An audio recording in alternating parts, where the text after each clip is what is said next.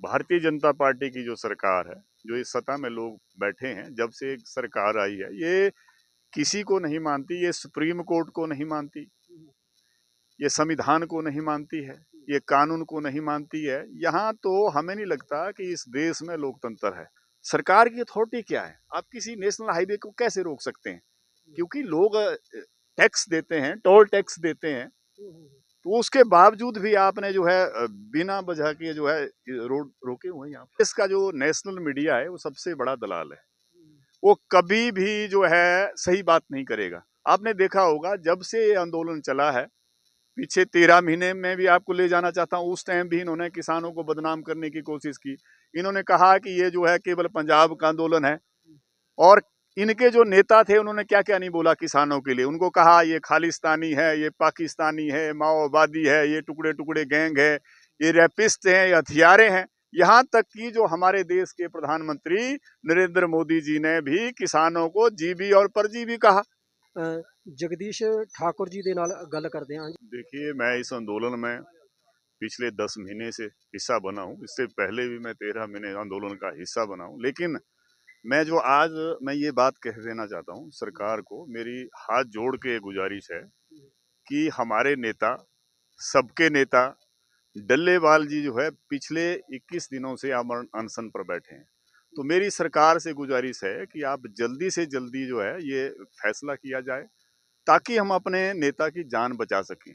मैं तो सरकार को ये कहना चाहता हूँ कि आप कितने लोगों की बलि लेंगी, कितने लोगों की बलि चढ़ाएगी आप इस आंदोलन में। हमने पीछे भी अपने 700 से 800 किसानों की शहादत ली है, कितने किसानों की मौतें हो गई है। तो जल्दी से जल्दी इस फैसले को किया जाए। और आज हमारा, आपको मालूम ही है कि आज पूरे देश में जो है ट्रैक्टर मार्च था, रोष व्यक्त किया किसानों ने। हाँ, पंजाब को छोड़कर बाकी हर जगह ये निकले। और अभी 18 तारीख को जो है रेल रोको अभियान है। तो आप इस समय खनौरी मोर्चे पर मौजूद हो। डल्लेवाल जी की ਜਿਹੜੀ सेहत है बहुत नाजुक हो रही है, तो इसमें जो बीते दिन केंद्रीय ਜਿਹੜੇ अधिकारी और पंजाब के डीजीपी यहाँ पहुँचे, उन्होंने भी सुप्रीम कोर्ट का हवाला देते हुए बोला भी आप आंदोलन करते रहो, लेकिन जो मरण व्रत है उसको त्याग दो, अपनी सेहत का ख्याल रखो, हमारे लिए देश के लिए आपकी सेहत जड़ी बहुत ज़रूरी है। ऐसी बातें तो उन्होंने कह दी, लेकिन सरकार की तरफ से कोई उन्होंने जो संदेश नहीं दिया। देखिए, ये जो भारतीय जनता पार्टी की जो सरकार है, जो इस सत्ता में लोग बैठे हैं, जब से एक सरकार आई है, ये किसी को नहीं मानती, ये सुप्रीम कोर्ट को नहीं मानती, ये संविधान को नहीं मानती है, ये कानून को नहीं मानती है। यहाँ तो हमें नहीं लगता कि इस देश में लोकतंत्र है। ये पूरी तानाशाही है। अगर लोकतंत्र होता इस देश में, तो आप बताइए 10 महीने से लोग जो है यहाँ पर बैठे हैं, पूरी गर्मी, पूरी बरसात, पूरी सर्दी, और 80-80, 90-90 साल के बुजुर्ग यहाँ पर बैठे हुए हैं। अगर इतनी संवेदनशील ये सरकार होती, ये जनता के हित की सरकार होती, तो ये ऐसे जो है इस देश में लोग 10-10 महीने ऐसे बैठते? बताइए आप, किसान मांग क्या रहा है? किसानों की कोई नई डिमांड नहीं है, कोई इशू नहीं है। ये तो सरकार ने किसानों के साथ वाहिदा किया था, क्योंकि पीछे जो है 13 महीने आंदोलन चला था, दुनिया का सबसे लंबा आंदोलन था।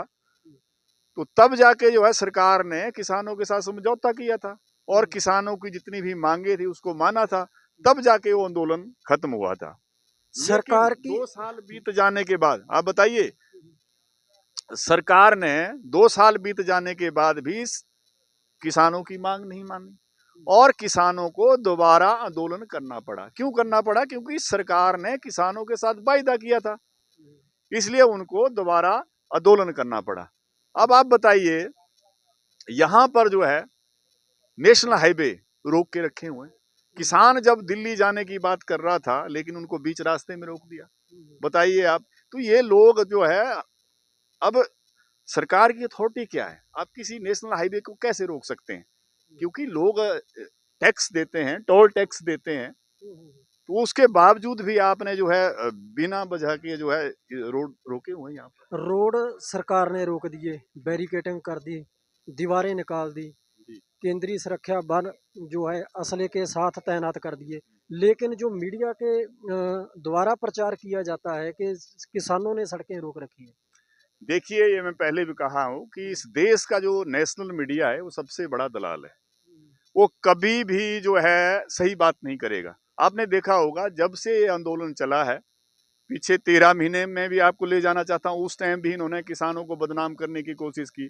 इन्होंने कहा कि ये जो है केवल पंजाब का आंदोलन है, और इनके जो नेता थे उन्होंने क्या क्या नहीं बोला किसानों के लिए। उनको कहा ये खालिस्तानी है, ये पाकिस्तानी है, माओवादी है, ये टुकड़े टुकड़े गैंग है, ये रैपिस्ट हैं, ये हथियारे हैं। यहाँ तक कि जो हमारे देश के प्रधानमंत्री नरेंद्र मोदी जी ने भी किसानों को जीवी और परजीवी कहा।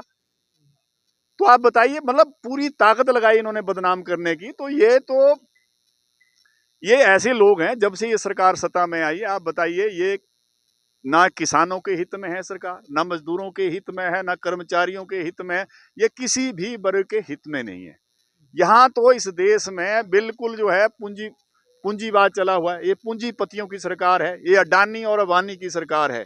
यहाँ कोई लोकतंत्र नहीं है, लोकतंत्र के लिए कोई जगह नहीं है यहाँ पर। ये बोलने को लोकतंत्र है, लेकिन जिस तरह से सरकार दादागिरी कर रही है, आप बताइए, इतना लंबा आंदोलन हो गया, हमने अपने कितने साथियों को खो लिया। 700 से 800 किसानों की शहादत हो गई यहाँ पर।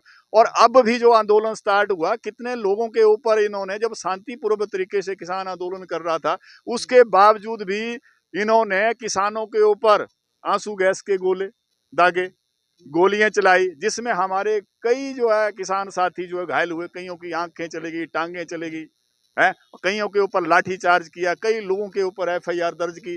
पिछले आंदोलन में भी 60,000 लोगों के ऊपर एफआईआर दर्ज की गई थी। तो ये तो एक बर्बरतापूर्ण व्यवहार कर रही है। क्योंकि अब आप बताइए, जब से जहां आपने मीडिया की बात की, मीडिया की आप बात करें, मीडिया को आप बताओ, आप मीडिया कभी भी किसानों की बात नहीं करता, रोजगार की बात नहीं करता, स्वास्थ्य की बात नहीं करता, महंगाई के ऊपर कोई बात नहीं करता, कोई डिबेट नहीं आती उनकी, ना शिक्षा, स्वास्थ्य, पानी, बिजली, पानी जो तंगी है लोगों को, उस पर कभी डिबेट नहीं करता। इस देश में तो बस एक माहौल बनाया गया है, भाई धर्म के आधार पर लोगों को लड़ाओ, हिंदू मुस्लिम की जो है राजनीति करो, लोगों को आपस में बांटो, मतलब एक बांटने की चली हुई है, और धर्म की फीम चटाई जा रही है। लोगों का ध्यान को भटकाया जा रहा है, कि ताकि लोग जो है ना किसानी की बात करे, ना रोजगार की बात करे, ना शिक्षा की बात करे, ना स्वास्थ्य की बात करे, बस लोगों को बांटा जा रहा है और दंगे करा रहे हैं। ऐसा माहौल बनाया जा रहा है, मीडिया में कभी भी दिखाया नहीं जा रहा है। यही चीज, कोई मंदिर मस्जिद, बस ऐसे ही मुद्दे चलते हैं। जो मेन मुद्दे इस देश के हैं, जो जरूरत है, उस मुद्दों के ऊपर तो मीडिया कभी डिबेट नहीं करता। तो मीडिया का भी बहुत बड़ा रोल है इस सरकार को बचाने के लिए।